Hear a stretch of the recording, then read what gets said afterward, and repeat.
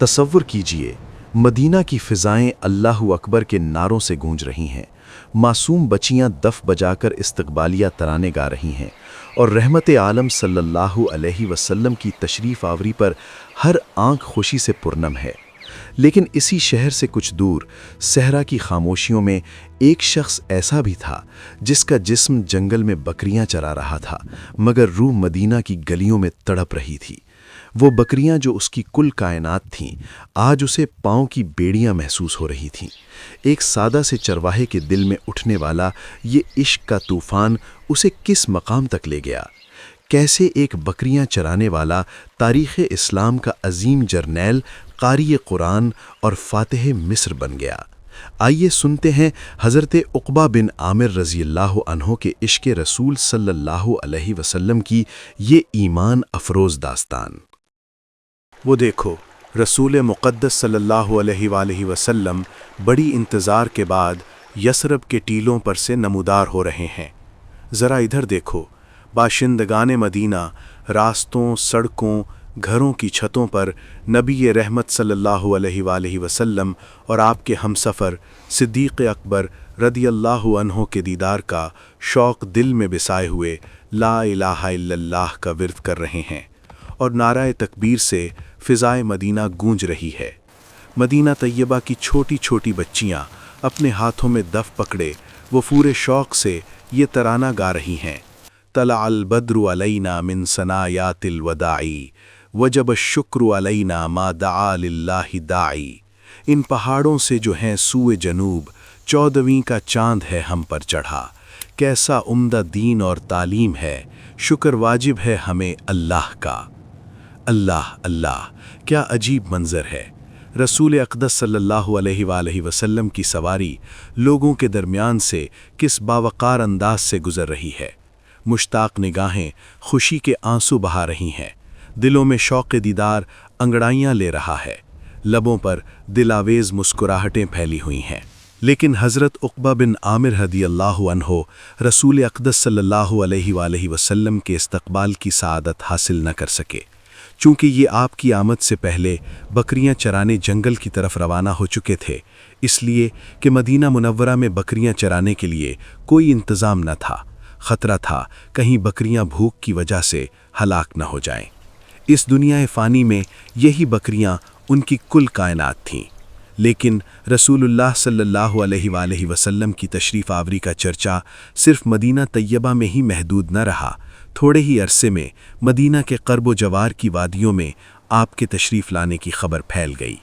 ये खुशकुन ख़बर हज़रत उक़बा बिन आमिर रदियल्लाहु अन्हु को बकरियां चराते हुए जंगल में मिली।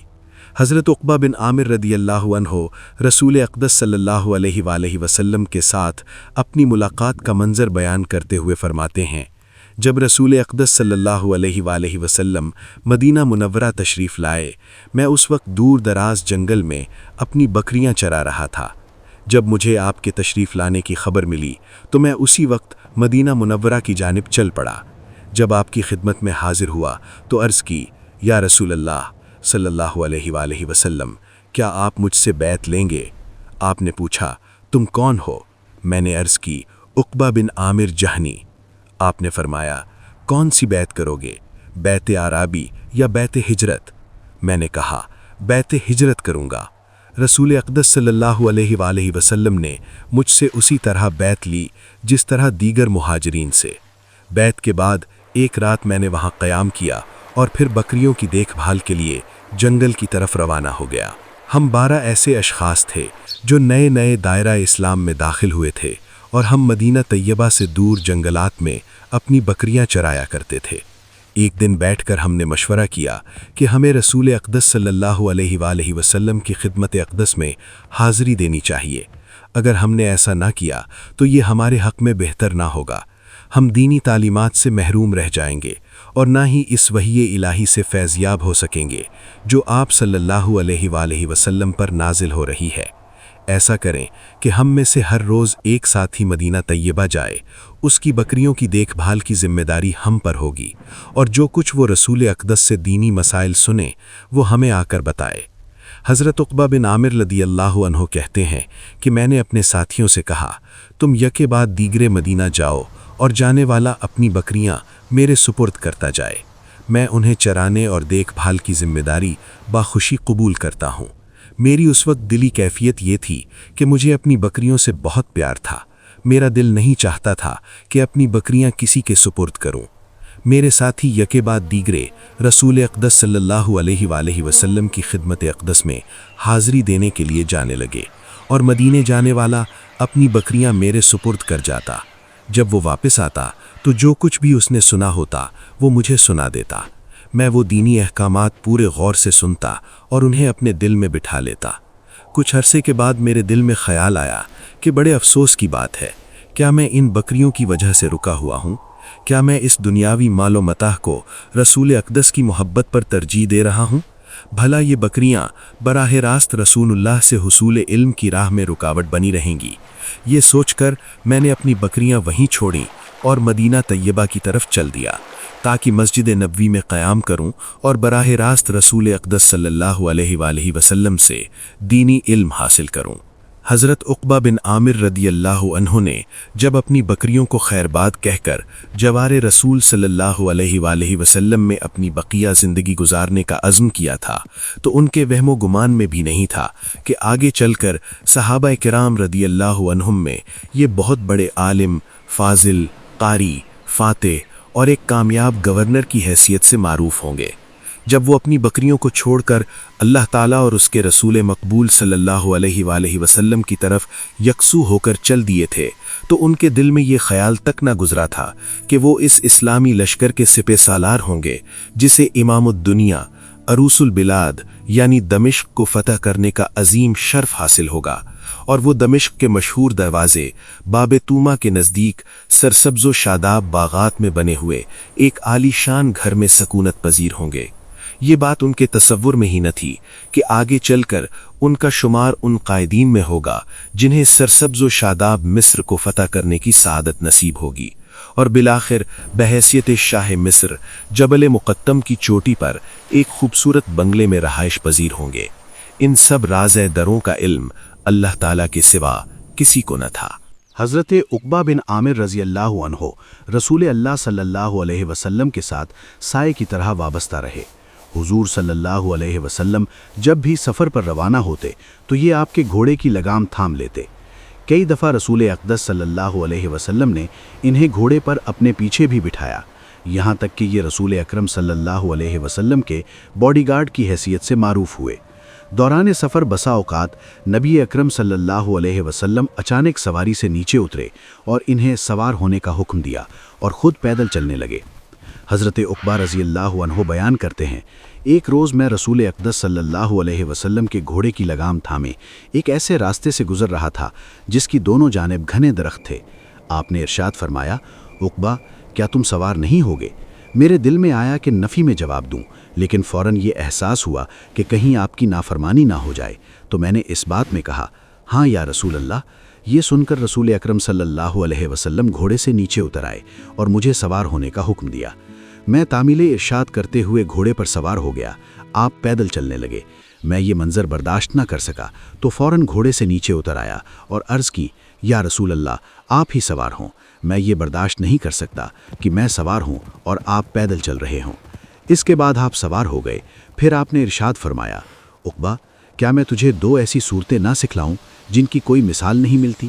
میں نے عرض کی، ضرور یا رسول اللہ۔ تو آپ نے مجھے قل اعوذ برب الفلق اور قل اعوذ برب الناس پڑھ کر سنائی، پھر نماز پڑھی تو اس میں بھی انہی دو صورتوں کی تلاوت کی اور فرمایا کہ ان دونوں صورتوں کو سوتے اور بیدار ہوتے وقت پڑھ لیا کرو۔ حضرت عقبہ رضی اللہ عنہ فرماتے ہیں کہ میں نے ان دو صورتوں کی تلاوت کو معمول بنائے رکھا۔ حضرت عقبہ بن عامر رضی اللہ عنہ نے اپنی تمام تر مسائی کا محور علم اور جہاد کو بنا لیا۔ جہاں تک میدان علم کا تعلق ہے، اس سلسلے میں یہ رسول اقدس صلی اللہ علیہ وسلم کے تر و تازہ، میٹھے اور صاف شفاف علمی چشمے سے سیراب ہوئے، جس کی وجہ سے انہیں قاری، محدث، فقیہ، ماہر علم میراث، ادیب، فصیح البیان مقرر اور شاعر ہونے کا شرف حاصل ہوا۔ قرآن مجید نہایت دلسوز آواز میں پڑھا کرتے تھے۔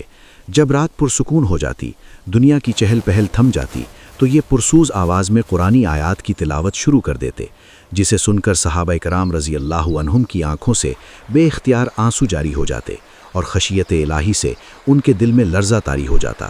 ایک روز حضرت عمر بن خطاب رضی اللہ عنہ نے حضرت عقبہ بن عامر رضی اللہ عنہ کو اپنے پاس بلایا اور فرمایا، عقبہ آج قرآن سناؤ۔ عرض کی، امیر المومنین، چشم ماں روشن دل شاد۔ پھر قرآن حکیم کی تلاوت شروع کر دی اور حضرت عمر رضی اللہ عنہ پر اتنا اثر ہوا کہ زار و قطار رونا شروع کر دیا، جس سے آپ کی داڑھی تر بتر ہو گئی۔ حضرت عقبہ بن عامر رضی اللہ عنہ کو یہ اعزاز بھی حاصل ہے کہ انہوں نے پورا قرآن مجید اپنے ہاتھ سے لکھا، اور یہ قلمی نسخہ ان کے بعد بہت مدت تک مسجد عقبہ بن عامر رضی اللہ عنہ میں محفوظ رہا۔ لیکن افسوس کہ یہ بھی حوادث زمانہ کی نظر ہو گیا اور ہم اس قیمتی ورثے سے محروم ہو گئے۔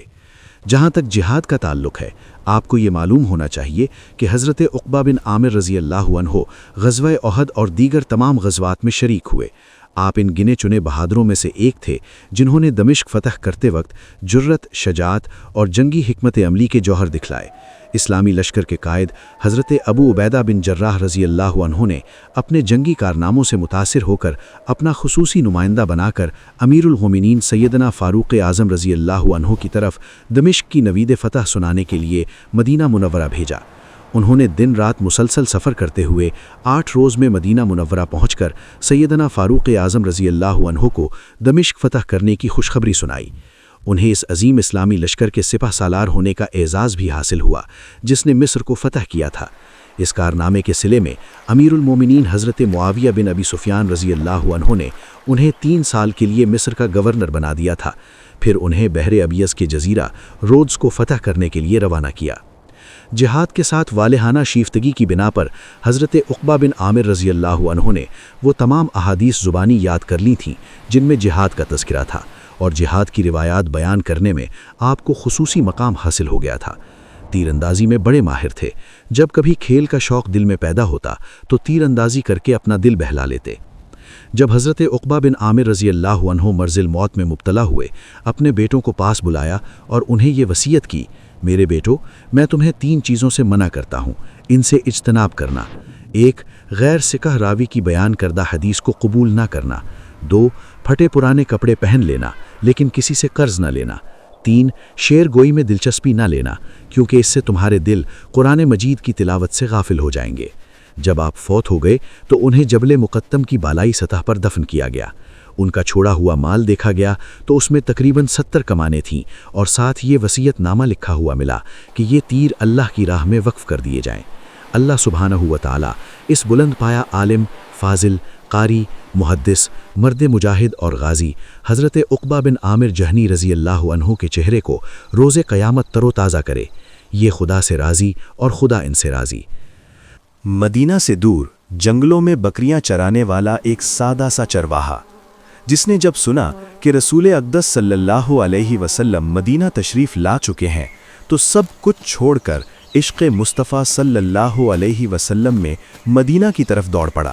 حضرت عقبہ بن عامر رضی اللہ عنہ نے چند بکریوں کی محبت پر رسول خدا کی صحبت اور دین کے علم کو ترجیح دی، اور پھر چشم فلک نے دیکھا کہ وہی بکریاں چرانے والا چرواہا ایک دن اسلامی لشکر کا عظیم سپہ سالار اور فاتح مصر بنا۔ سچ ہے، جو اللہ کے لیے اپنی کائنات چھوڑ دیتا ہے، اللہ تعالیٰ اسے 2 جہاں کی سلطنت عطا فرما دیتا ہے۔ اگر آپ کو صحابہ کرام رضی اللہ عنہم کی یہ داستان پسند آئی تو ویڈیو لائک کریں اور مزید ایسی ویڈیوز کے لیے سبسکرائب کرنا نہ بھولیں۔ اللہ حافظ۔ حضرت عقبہ بن عامر رضی اللہ عنہ کے مفصل حالات زندگی معلوم کرنے کے لیے درج ذیل کتابوں کا مطالعہ کریں۔ نمبر 1، الاستیاب 106/23۔ نمبر 2، اسد الغابہ 317/3۔ نمبر 3، الاصابہ 282/2۔ نمبر 4، سیر اعلام النبلاء 334/2۔ نمبر 5، جمہرۃ الانصاب 416/6۔ نمبر 6، المعارف 121۔ نمبر 7، قلائد الجمان 41۔ نمبر 8، نجوم الظاہرہ 19/1، 21/6، 62/6 اور 81/6۔ نمبر 9، طبقات علماء افریقہ و تونس 58 سے 70۔ نمبر 10، فتوح مصر و اخبارات 287۔ نمبر 11، تہذیب التہذیب 232/7۔ نمبر 12، تذکرۃ الحفاظ 42/1۔